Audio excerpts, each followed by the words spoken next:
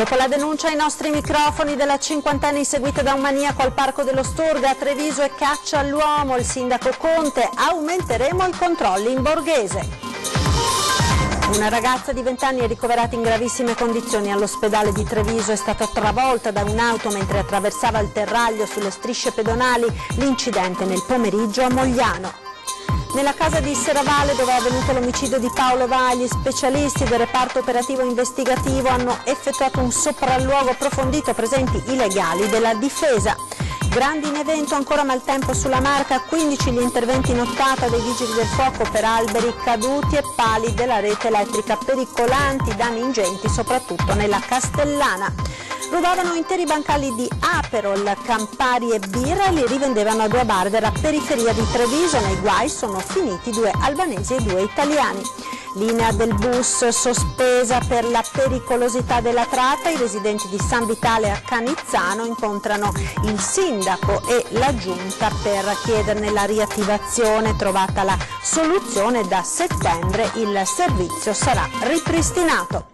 Alla vigilia del 73° anniversario del disastro di Marsinelli, il presidente Zaia ricorda la tragedia mineraria in cui persero la vita 136 italiani, di cui 5 veneti.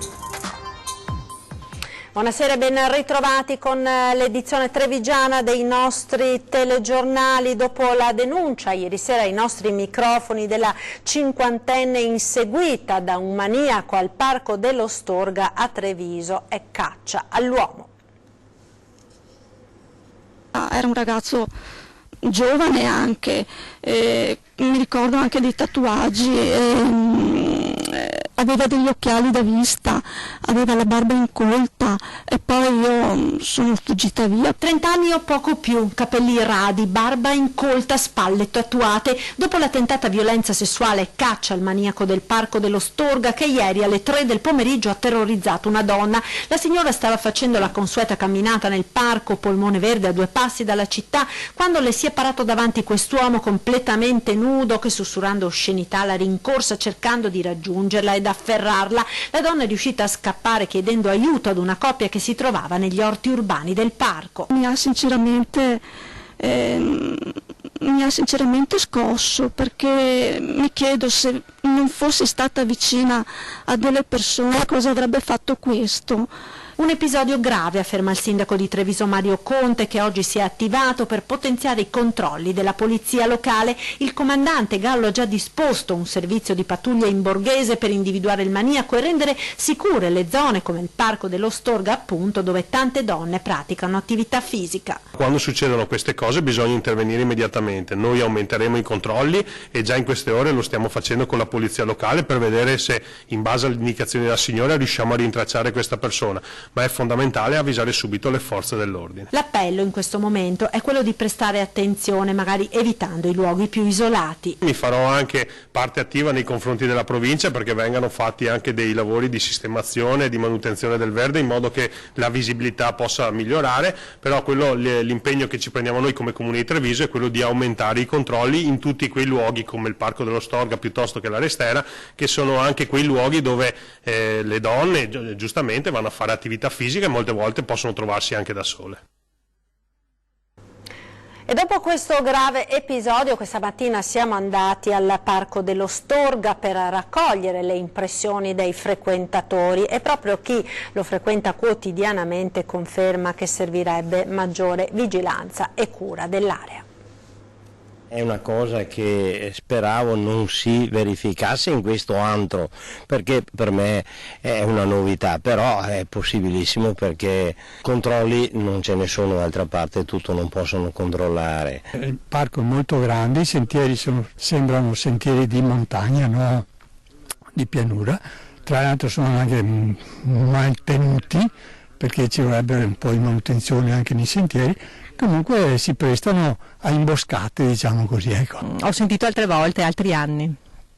Ecco, di episodi simili di persone? Simili perché c'è il bosco, c'è tanto verde, c'è possibilità di nascondersi e quindi anche magari di fare agguati come in questo caso. 3-4 anni fa ho sentito che ci sono stati episodi del genere, che infatti le signore hanno sparato, qualcuno proprio passava di qua e dopo visto che eravamo qua noi altri, è stata tranquilla. C'è da essere un po' guardinghi, diciamo, da girarsi magari nei sentierini laterali.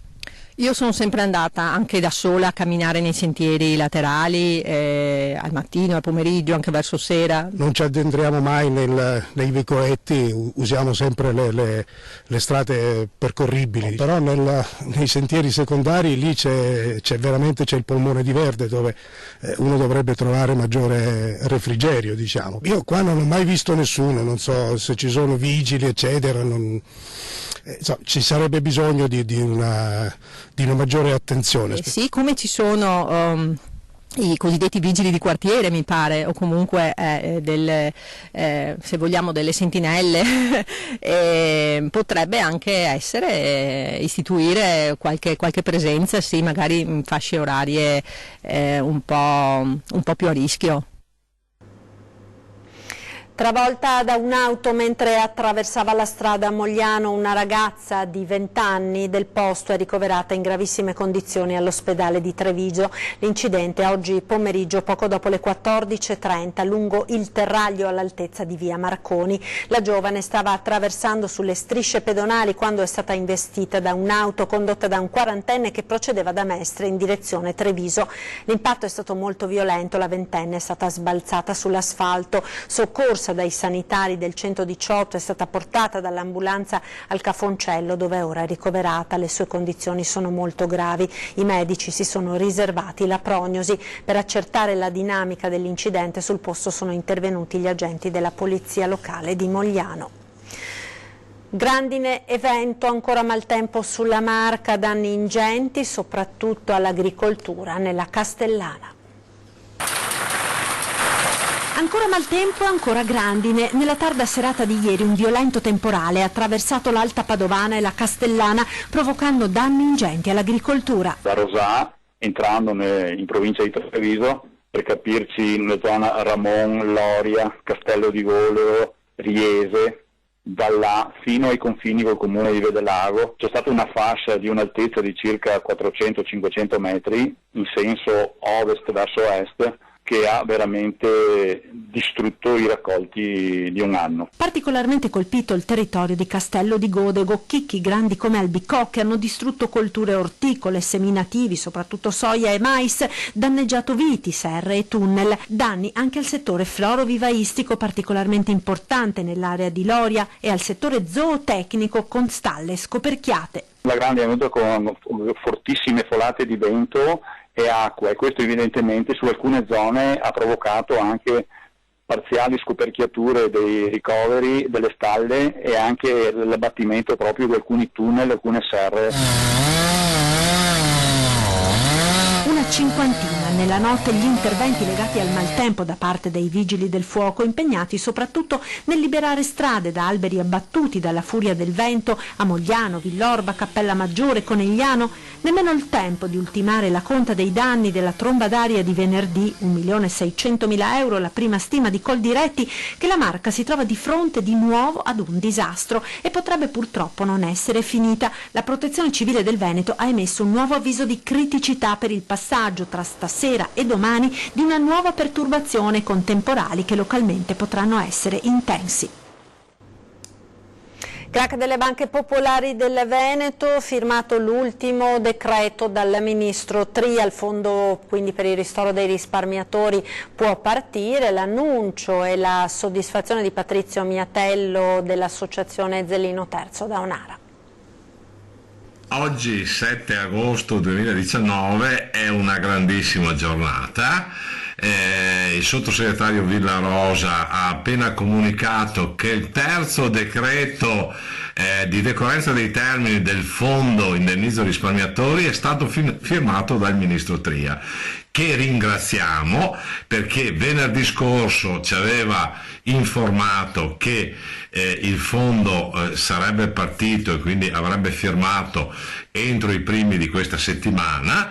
Ha mantenuto la parola, molte persone da oggi potranno veramente iniziare a dormire un po' meglio alla notte e speriamo che sia l'inizio di un vero cambiamento epocale che tutti sogniamo.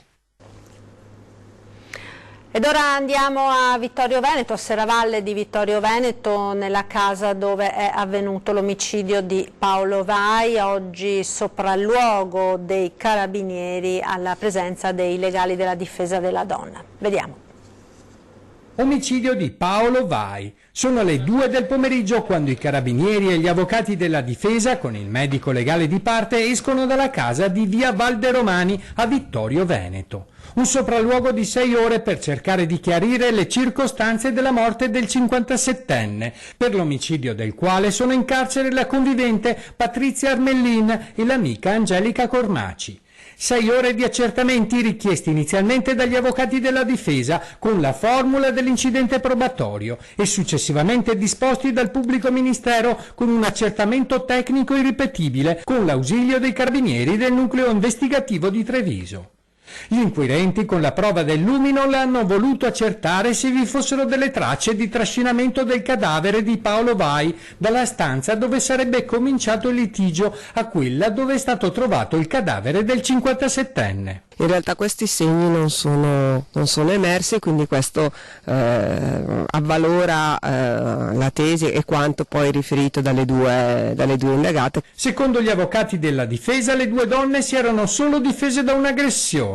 Le prime dichiarazioni di Angelica Cormaci e di Patrizia Armellin non farebbero testo perché estrapolate alle 2 donne in ospedale quando erano ancora sotto shock e sotto l'effetto di farmaci. Sono state verbalizzate la mattina dopo in ospedale, dopo che ad entrambe erano stati somministrati dei farmaci, entrambe hanno riferito di essere sotto morfina anche per le percosse che avevano ricevuto nel corso della colluttazione. Io non ritengo comunque che queste dichiarazioni siano da considerarsi una confessione. Da chiarire con precisione, secondo il medico legale di parte, le esatte cause della morte e il legame con le patologie delle quali Vai soffriva. La tesi oggi più probabile è l'infarto da shock, da spasmo delle coronarie in paziente con diabete, paziente con epilessia, paziente con cirrosi epatica. Ancora cronaca, bancali di Aperol e Campari rubati e poi rivenduti sotto banco a dei bar. Sentiamo. Interi bancali di Aperol e Campari rubati alle ditte per cui lavoravano e rivenduti ai titolari di 2 bar della periferia di Treviso, che potevano così servire spritz a prezzi più bassi della concorrenza. Gli investigatori della squadra mobile hanno denunciato a piede libero 2 cittadini albanesi di 30 e 42 anni e 2 italiani di 33 e 38, con l'accusa di furto pluriaggravato e continuato. Dipendenti di 2 aziende di distribuzione di bevande sono accusati di aver sottratto merce tra febbraio e settembre 2018 per 60.000 euro.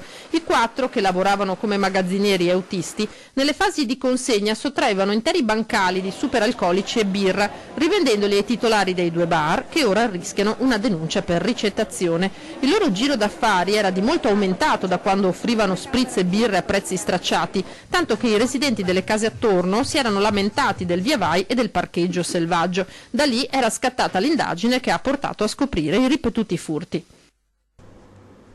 Torniamo ora a parlare della riforma delle case ATER voluta dalla Regione, che ha suscitato nelle ultime settimane moltissime polemiche. Nessuna sospensione come chiesto dal PD regionale. L'assessore Lanzarin difende la bontà del provvedimento, che subirà comunque tutti i correttivi necessari a non sfavorire le fasce più deboli. Sentiamo.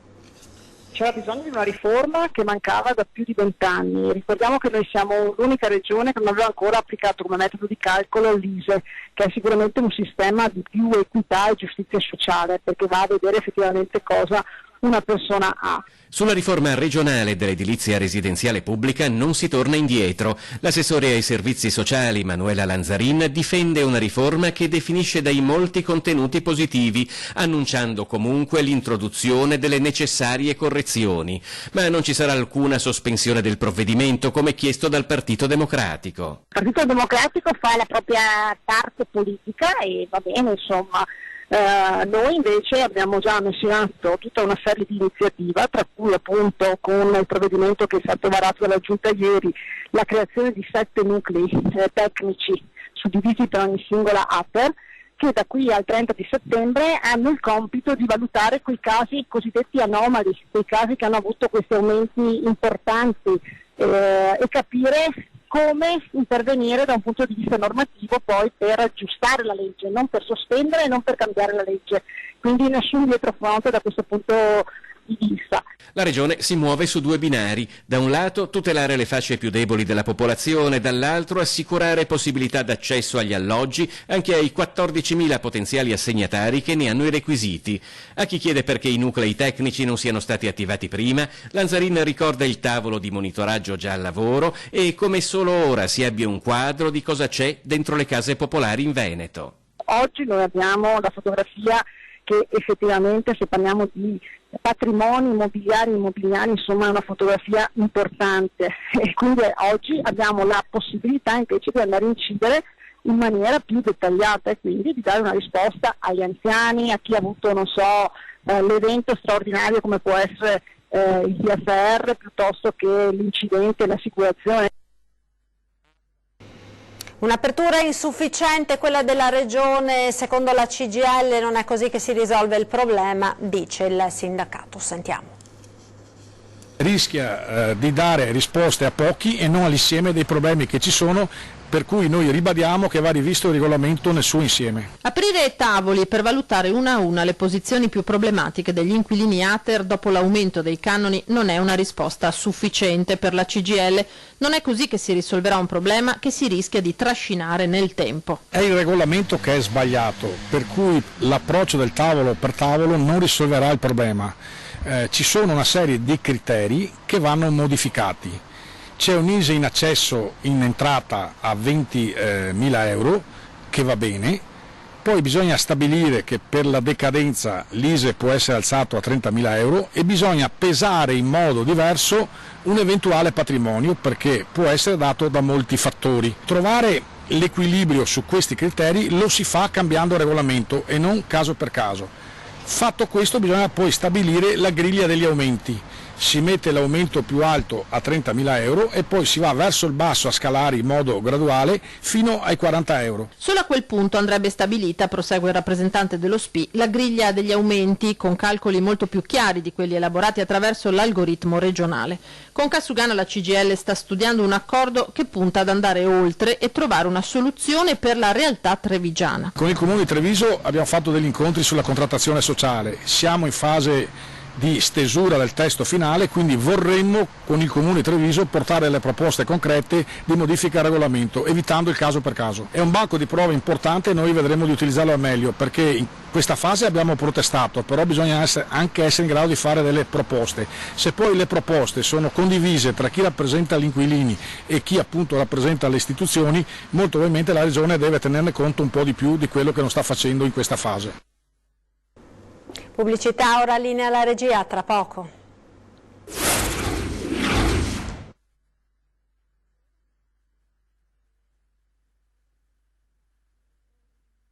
Domenica. Ed eccoci nuovamente in studio con l'edizione di Treviso dei nostri telegiornali. Autobus sospeso a San Vitale di Canizzano, ricevuti in mattinata a Casugana i residenti che chiedono a gran voce il ripristino del servizio di trasporto pubblico locale e alla fine si è trovata una soluzione. La protesta dei residenti di San Vitale a Canizzano per la sospensione della linea 55 del bus a causa della strada troppo stretta è arrivata fino a Cassugana. Manifesti, striscioni, oltre 300 firme raccolte e la ferma intenzione di ribadire che senza il trasporto pubblico la località defilata rispetto al cuore del quartiere diventerebbe invivibile. Io vorrei chiedere a questa amministrazione, a nome di tutte le mamme, come posso io portare contemporaneamente 2 figli, c'è chi ne ha anche 3, a orari differenti alle scuole. Sono state promesse proprio in zona Canizzano, si sono impegnati sia il sindaco Conte che Barbisan, si sono spesi per mettere in ordine, cioè avvicinare i cittadini di Canizzano al centro storico, quindi è giusto mettere in pratica anche le promesse fatte. È importante risolvere il problema alla radice anche, comunque prima di tutto l'autobus, cioè la nostra principale richiesta è il ripristino immediato dell'autobus. A parlare con il sindaco Mario Conte e la giunta non sono saliti solo in 4 come previsto, alla fine ha partecipato tutto il folto gruppo, un'ora di confronto anche acceso. Abbiamo capito le necessità degli utenti, necessità reali, abbiamo già interessato i nostri uffici e la MOM perché si possa trovare in tempi rapidi una soluzione. Penso nei prossimi giorni la questione verrà risolta. Il Comune chiederà a MOM di ripristinare la corsa a partire dal 1° settembre. Nel frattempo verrà posizionata nuova segnaletica e forse anche dei dissuasori per ridurre la velocità dei mezzi in transito. A breve partiranno i lavori di ATS per la posa dell'acquedotto e in quel contesto la carreggiata verrà leggermente allargata, tra le ipotesi anche quella di ricavare piccole piazzole laterali. Noi abbiamo esposto dei punti del codice della strada e delle normative che ad oggi non possono loro togliere l'autobus, insomma la normativa vigente per le nuove strade prevede che devono esserci delle misure particolari perché possa transitare un autobus, ma nelle strade già esistenti l'autobus deve transitare come ha sempre transitato da 40 anni a questa parte. Alla vigilia del 63° anniversario della tragedia di Marcinelle in Belgio, il presidente Zaia ricorda la tragedia mineraria nella quale persero la vita 136 italiani, di cui 5 veneti, 3 erano trevigiani. Le case, le pietre ed il carbone dipingeva di nero il mondo. 8 agosto 1956, Belgio. Un incendio dilaga nella miniera Bois du Casier a Marcinelle. Muoiono 262 minatori di diverse nazionalità, 136 sono italiani, 5 i veneti. Uomini emigrati in un altro paese che si sporcano le mani e che affrontano l'impossibile per garantire dignità alle loro famiglie. Un rogo causato dalla combustione d'olio ad alta pressione innescata da una scintilla elettrica uccide Giuseppe Corso, Dino Dalla Vecchia, Giuseppe Polese, Mario Piccin e Guerrino Casanova. Questi i nomi delle 5 vittime venete, che nei loro comuni d'origine, Montorio Veronese, Sedico, Cimadolmo, Codognè e Montebelluna, hanno lasciato mogli e figli per partire verso il Belgio, alla ricerca di fortuna. Uomini barattati come materie prime sulla base di precisi accordi. Così il presidente della regione Veneto, Luca Zaia, ricorda il disastro di Marcinelle, facendo riferimento al fatto che questi minatori erano manodopera inviata in cambio di quintali di carbone per l'Italia. Una data dunque diventata nel corso del tempo una vera e propria commemorazione a livello nazionale, con un occhio di riguardo anche al triste primato del Veneto, che è tra le prime regioni in Italia per quanto riguarda i decessi sul lavoro. Marcinelle è un simbolo che ci impone di tenere viva la memoria su questa tragedia, prosegue il presidente della regione Veneto, un monito a non dimenticare tutta la storia della nostra emigrazione e, sulla strada di quello che è già un nostro preciso impegno, garantire sempre maggiore sicurezza nei luoghi di lavoro affinché nessuno, conclude Zaia, debba più rischiare la vita nell'assicurare un'esistenza dignitosa alla propria famiglia. Ed ora spazio alle notizie da Belluno e provincia.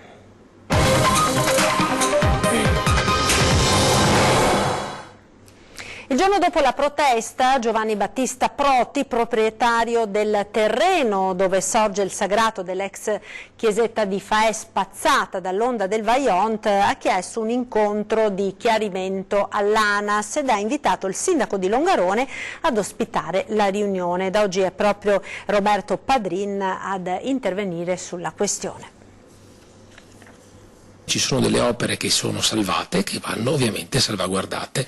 La chiesetta Protti è una di queste, ma ripeto, dalle carte che io avevo in mano non è mai stata messa in discussione. Così il sindaco di Longarone il giorno dopo la protesta di Giovan Battista Protti, volta a salvaguardare un sito nella tenuta di famiglia che è il simbolo in memoria del Vajont. La memoria va salvaguardata, vanno salvaguardate i superstiti e i sopravvissuti innanzitutto, e va salvaguardato il loro dolore. Questo è il punto di partenza.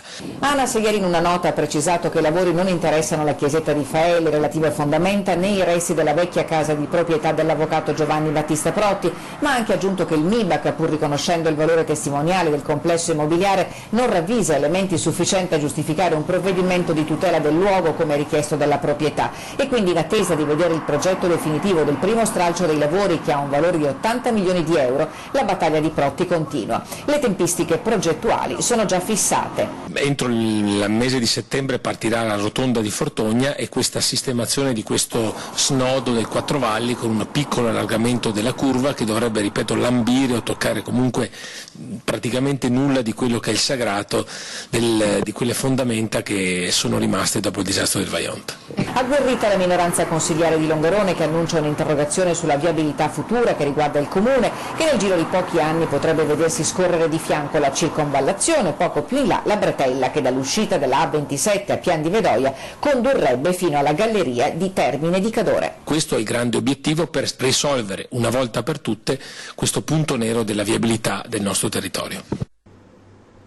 Ed ora vediamo insieme le immagini della scena agghiacciante che si è trovato davanti un automobilista a Cet, frazione poco sopra Belluno, un animale sbranato da un lupo che dopo aver pasteggiato ha abbandonato i resti della bestia in mezzo alla strada. È solo uno dei tanti episodi di veri e propri attacchi messi in atto dai lupi in queste settimane, che stanno causando danni agli allevatori del bellunese. Per il lupo le denunce di capi predati nel 2018 sono stati 17 quelle presentate fino a metà luglio in provincia di Belluno, un numero destinato ad aumentare, come testimoniano appunto le foto che ci sono state inviate in redazione. Ai bellunesi piace spingere sull'acceleratore, lo dicono le sanzioni comminate dalla Polstrada con l'autovelox in soli 4 mesi di attività, dal 1 aprile al 31 luglio scorso, 1960, le violazioni accertate contro le 48 rilevate in tutto il 2018. Il record dell'incoscienza va al conducente di un'auto di grossa cilindrata sorpreso a circolare in Val Sugana alla velocità di 197 km all'ora. Rispetto al limite massimo imposto di 90 km, numeri da brivido che fanno il paio con le multe elevate per guida senza cintura e per guida con uso di telefonino, più 300% le prime, più 650% le seconde. Di conseguenza è aumentato il numero delle patenti ritirate, come quello delle carte di circolazione. In 4 mesi per guida in stato di ebbrezza sono state sospese 45 patenti. E conto alla rovescia per l'avvio dei lavori di consolidamento e di messa in sicurezza di Ponte Santa Caterina, Ponte nelle Alpi, pronto il piano di gestione del traffico che scatterà il prossimo 26 di agosto.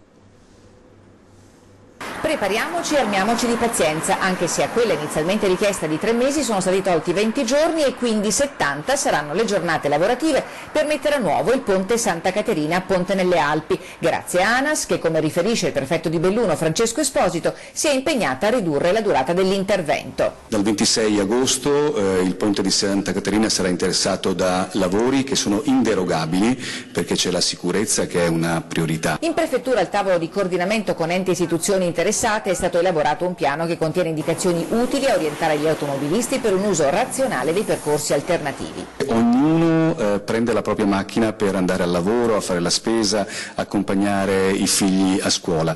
Dobbiamo un po' cambiare le abitudini.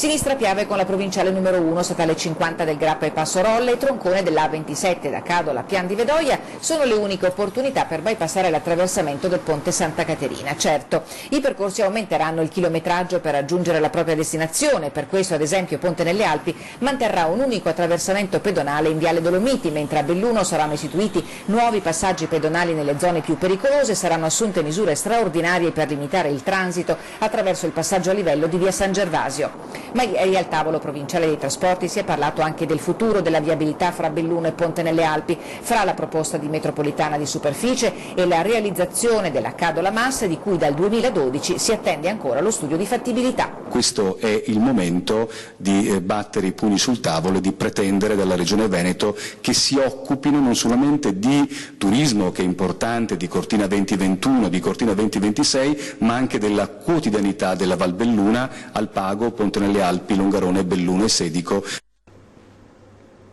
Ed è tutto, vi ricordo tra pochissimo 20:10 ospiti in studio di Nicola Zanetti, Erika Baldin del Movimento 5 Stelle e Massimiliano Barison di Veneti Uniti, entrambi sono consiglieri regionali.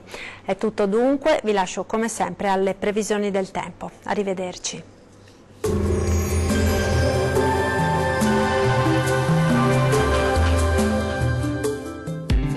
Bardin Garden Store. Lo Zoo Garden di Treviso vi aspetta tutti i giorni, compresa la domenica, a Lancenigo di Villorba. Benvenuti al meteo. Residui disturbi sul nostro territorio, ma il tempo torna ad essere decisamente più stabile. Vediamo il dettaglio di giovedì 8 agosto. Sul Veneto avremo un ampio soleggiamento, il cielo sarà al massimo poco nuvoloso al mattino. Qualche nube in più sulle Alpi con l'arrivo di occasionali rovesci nel pomeriggio e in serata, mentre altrove si manterrà stabile. Temperature sostanzialmente stazionarie in linea con la media del periodo, le minime saranno comprese tra 18 e 23 gradi, le massime tra 27 e 30 gradi circa. Ci spostiamo ora sul Friuli Venezia Giulia, anche in questo caso avremo condizioni di bel tempo, sarà stabile, tanto sole su tutti i settori, dal pomeriggio qualche acquazzone sui rilievi. Temperature invariate, minime tra 20 e 23 gradi, massime oscillanti invece tra 27 e 28 gradi. Uno sguardo infine al Trentino Alto Adige. Bel tempo ovunque, salvo per isolati temporali sui settori alpini di confine. Temperature minime sui 18 gradi, massime sui 31 gradi. Bene, dal meteo di Antenna 3 per ora è tutto. Arrivederci.